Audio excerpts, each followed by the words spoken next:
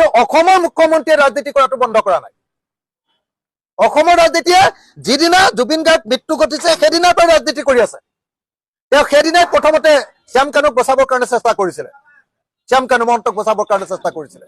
গতিকে এইটো কথা স্পষ্ট যে জুবিন গাৰ্গক লৈ যদি কোনোবাই ৰাজনীতি কৰিছে সেইটো হ'ল মুখ্যমন্ত্ৰী হিমন্ত বিশ্ব শৰ্মা আৰু তেওঁলোকৰ বিজেপি আৰু RSSৰ পৰিয়ালে। অসমৰ মানুহে শংকিত হৈছে যে RSSৰ ভাৰতৰ হেডজন মোহন ভাগৱতৰ লগত যদি শ্যাম কানু মহন্তৰ ফটো থাকে, লগত যদি মুখ্যমন্ত্ৰী থাকে, সেইজন মানুহে আৰু ক'ত শাস্তি পাব? সেইটোক লৈ টেনচন খাইছে।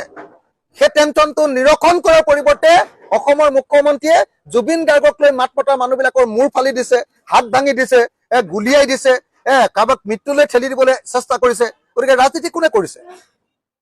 ৰাজনীতি কৰিছে কেৱল হিমন্ত বিশ্ব শৰ্মাই। আৰু সেইকাৰণে মই সকীয়াই দিছো, মুখ্যমন্ত্ৰীক সকীয়াই দিছো, এজন বিধায়ক হিচাপে, ৰাইজৰ দলৰ সভাপতি হিচাপে সকীয়াই দিছো, ৱাৰ্ণিং দিছো যে আপুনি জুবিন গাৰ্গক লৈ কৰা ৰাজনীতি বন্ধ কৰক।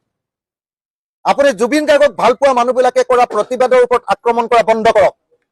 আপোনাৰ অত্যাচাৰ, আপোনাৰ খিতলাৰী ৰাজ বন্ধ কৰক, নহলে ৰাইজে কেতিয়াও আপোনাক ক্ষমা নকৰিব। গতিকে মই মুখ্যমন্ত্ৰীক এনেকুৱা কাম নকৰিবলৈ সকীয়াই দিছো। আৰু কালিৰ ঘটনাটোৰ কাৰণে সমস্ত দুখ মুখ্যমন্ত্ৰীক স্বীকাৰ কৰি লৈ অসমৰ মানুহৰ ওচৰত একদম নমস্কাৰ কৰি, সাষ্টাংগে প্ৰণিপাত কৰি, সেৱা কৰি তেওঁক ক্ষমা বিচাৰিবৰ কাৰণে মই দাবী জনাইছো।